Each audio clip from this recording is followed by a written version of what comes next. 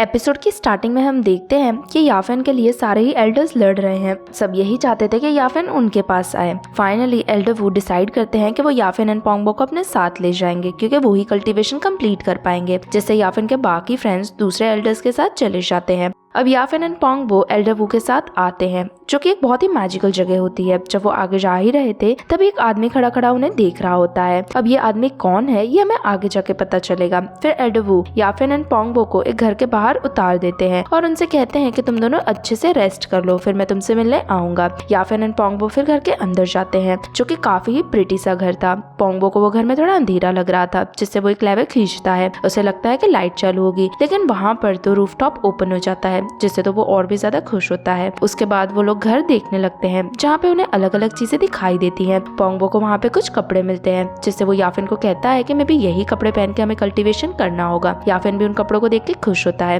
अगले सीन में हम देखते हैं कि एल्डर वू याफेन एंड पोंगबो के पास आए हुए हैं और उन्हें कल्टीवेशन के बारे में बताते हैं। वो कहते हैं कि तुम दोनों को मेरे साथ रहकर ट्रेनिंग लेनी पड़ेगी, जिससे तुम लोग इमॉर्टैलिटी तक पहुंच सको, लेकिन उसके लिए अभी तुम्हें काफी ही टाइम लगेगा।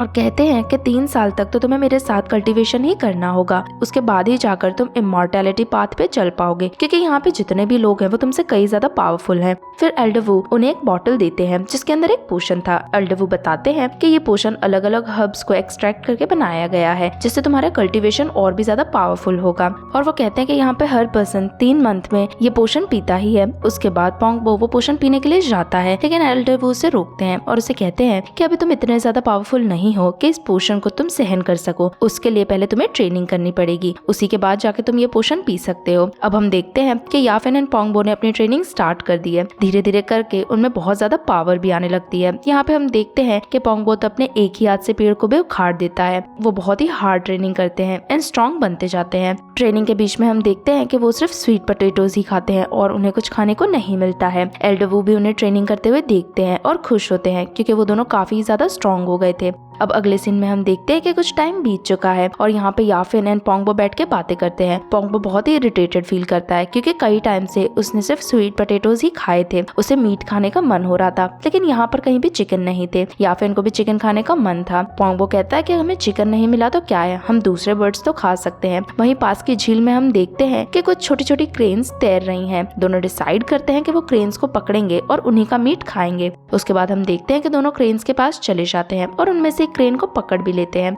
लेकिन वो क्रेन खुद को छुड़ाने की कोशिश करती है। जब दोनों वहाँ से जाने का डिसाइड करते ही हैं, तभी याफेन की नजर किसी चीज पे पड़ती है, जिससे वो बहुत ही डर जाता है। वहीं हम देखते हैं कि एक बहुत ही बड़ी क्रेन वहाँ आती है, इन दोनों पे चिल्लाने लगती है।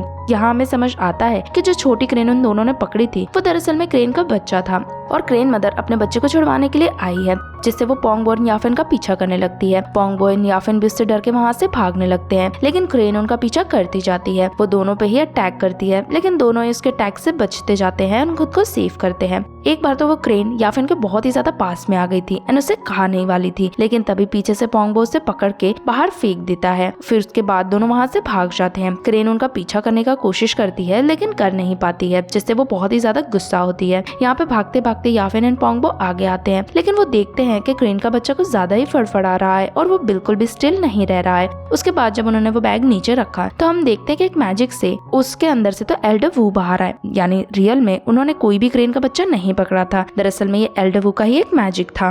एल्डर फिर उन पे गुस्सा करने लगते हैं और कहते हैं कि यहाँ पे जितने भी एनिमल्स हैं सभी डिवाइन पावर वाले हैं, और अगर लॉ इन्फोर्समेंट एल्डर्स को पता चल गया कि तुमने इस तरह एनिमल्स को हरास किया है तो इसके कॉन्सिक्वेंसेस तुम्हें ही भुगतने पड़ेंगे। उसके बाद एल्डर कहते हैं कि 3 मंथ में तुम्हारे अंदर बहुत ही इम्प्रूवमेंट आई है। मैंने देखा कि किस तरह तुमने उस क्रेन के साथ फाइट करी है, जिससे मुझे समझ आ रहा है कि तुम लोग बहुत ही स्ट्रॉन्ग हो चुके हो। फिर वो पोंगबो से कहता है कि तुम बहुत स्ट्रॉन्ग हो, लेकिन तुम बहुत ही इम्पेशेंट हो, तुम किसी भी चीज पे सही से फोकस नहीं कर रहे हो, और अगर ऐसा ही रहा तो तुम्हारे स्ट्रॉन्ग होने का कोई मतलब नहीं होगा। साथ ही वो याफेन से कहता है कि तुम सही हो, तुम जिस पाथ पे चल रहे हो तुम उसी पाथ पे चलो, तुम्हारे लिए यही परफेक्ट रहेगा। उसके बाद वो उन दोनों से कहता है कि मैं तुम्हें सेक्ट में लेके जाऊंगा, तुम्हारी आगे की ट्रेनिंग उसी सेक्ट में होगी, जिससे वो दोनों खुश हो जाते हैं। अगले सीन में एल्डर उन दोनों को लेके सेक्ट पे आते हैं और वहाँ पे देखते हैं कि पानी में कुछ पत्थर बिछे हुए हैं और सभी उसी पे चल रहे हैं। एल्डर बताते हैं कि सेक्ट के सारे डिसिप्लिन एक दूसरे के साथ रोज लड़ते हैं और जो जीतता है उसे पोशन की एक बोतल दी जाती है, जिससे वो दोनों भी इम्प्रेस होते हैं। जब वो अंदर जाते हैं तो वो देखते हैं कि कई सारे डिसिप्लिन एक दूसरे के साथ लड़ रहे हैं। पोंगबो ने फाइट करते हुए देख के कहता है कि ये कितने अमेजिंग है, जिस पर एल्डर वो खुश होते हुए कहते हैं कि ये तुम लोगों से बहुत ही ज्यादा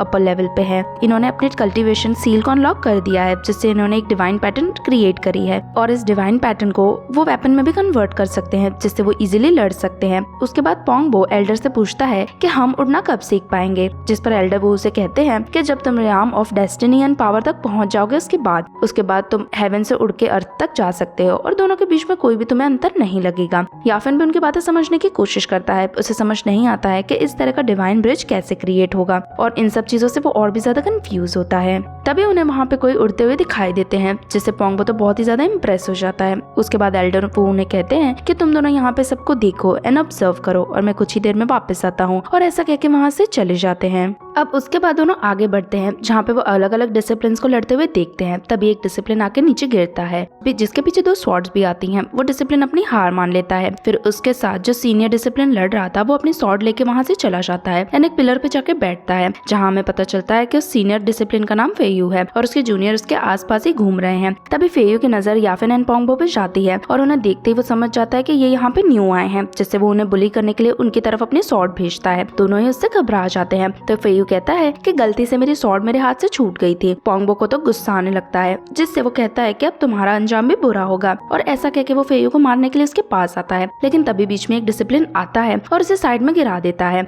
और उससे कहता है कि तुम्हारा दिमाग खराब हो गया है क्या? तुम फेयू पर अटैक करने वाले थे। तुम्हारे अंदर तो इतनी कल्टीवेशन पावर भी नहीं है जितनी हमारे अंदर है। हम तुमसे कई ज्यादा लेवल आगे हैं। अगर तुमने उसे मारा तो तुम्हें ही चोट लगेगी। जिस पर पोंगबो कहता है तब का तब देखा जाएगा, और ऐसा कह के वो एक पिलर लेके उस सीनियर पर अटैक करके उसे साइड में गिरा देता है। फिर वो वही पिलर लेकर फेयू पर भी अटैक करने के लिए जाता है, लेकिन फेयू अपने डिवाइन वेपन का यूज करके उस पिलर को तोड़ देता है। फिर वो अपने उसी डिवाइन स्वॉर्ड को पोंगबो की तरफ भी फेंकता है, जैसे याफिन बीच में आता है एंड उस स्वॉर्ड को पकड़ लेता है। लेकिन उस स्वॉर्ड की पावर बहुत ही तेज थी, जिससे वो दोनों ही पीछे की तरफ मूव होने लगते हैं। याफिन अपनी पूरी ही ताकत से उस स्वॉर्ड को रोकने की कोशिश करता है और इसी बीच हम देखते हैं कि वो स्वॉर्ड पूरी ही तरीके से डिस्ट्रॉय हो जाती है। और इसी के साथ ही एपिसोड यहीं पे खत्म हो जाता है। नेक्स्ट पार्ट देखने के लिए चैनल को सब्सक्राइब जरूर करें और वीडियो पसंद आया है तो लाइक भी करें। और ऐसी कई सारी अमेजिंग सीरीज देखने के लिए डिस्क्रिप्शन में दिए गए वेबसाइट के लिंक को भी जल्दी से सब्सक्राइब कर लें और हमारा टेलीग्राम चैनल भी ज्वाइन करें। मिलते हैं नेक्स्ट एपिसोड में, तब तक के लिए टेक केयर।